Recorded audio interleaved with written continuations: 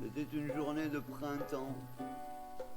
Les oiseaux répandaient leurs cantiques en gazouillement. Et les humains, rendus à leurs différents devoirs, se baignaient dans la sainteté de la fatigue. Tout travaillait à sa destinée, les arbres, les planètes, les squales. Tout, excepté le Créateur. Il était étendu sur la route, les habits déchirés.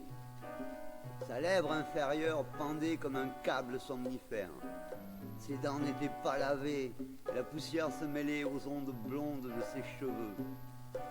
Engourdi par un assoupissement pesant, broyé contre les cailloux, son corps faisait des efforts inutiles pour se relever.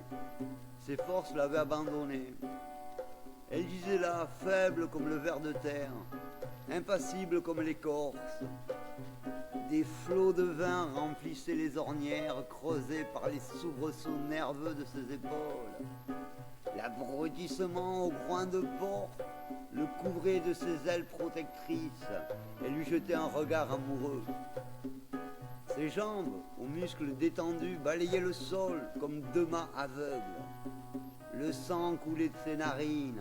Dans sa chute, sa figure avait frappé contre un poteau. Il était saoul, horriblement saoul, saoul comme une punaise qui a mâché pendant la nuit 3 tonneaux de sang. Il remplissait l'écho de paroles incohérentes que je me garderai de répéter ici.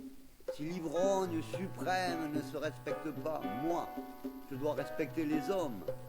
Saviez-vous que le Créateur se soula? Pitié pour cette lèvre, souillée dans les coupes de l'orgie. Le hérisson qui passait par là lui enfonça ses pointes dans le dos et dit « Ça pour toi !» Le soleil est à la moitié de sa course. Travaille, feignant, et ne mange pas le pain des autres.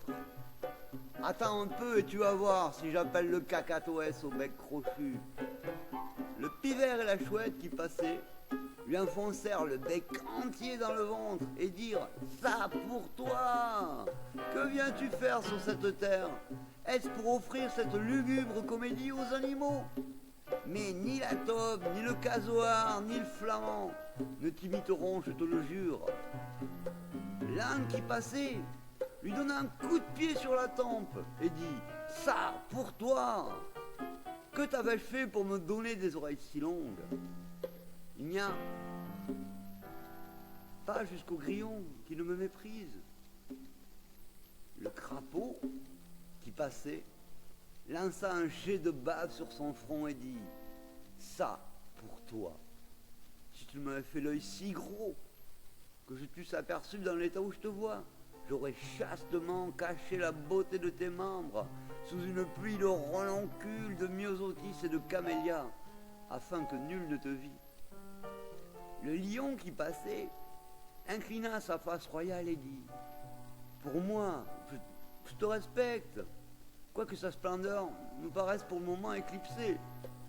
Vous autres qui faites les orgueilleux, et n'êtes que des lâches.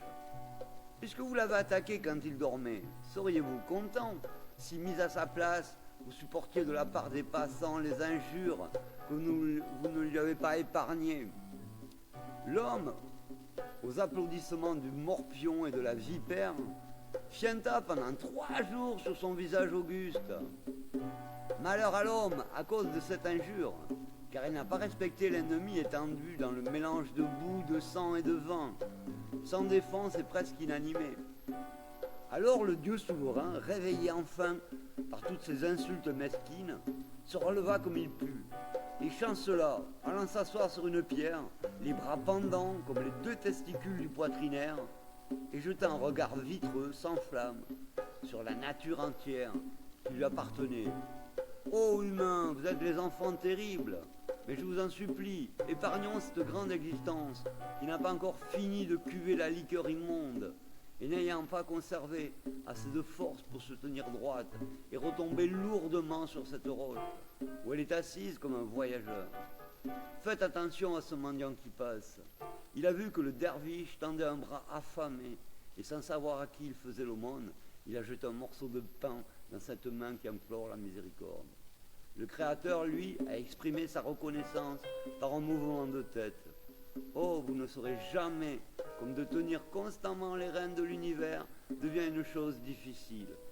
Le sang monte quelquefois la tête quand on s'applique à tirer du néant une dernière comète avec une nouvelle race d'esprit. L'intelligence, trop remuée de fond en comble, se retire comme un véno et peut tomber une fois dans la vie dans les égarements dont vous avez été témoin. Voilà, l'homme a chié sur la gueule de Dieu. Salopard. Pendant 3 jours.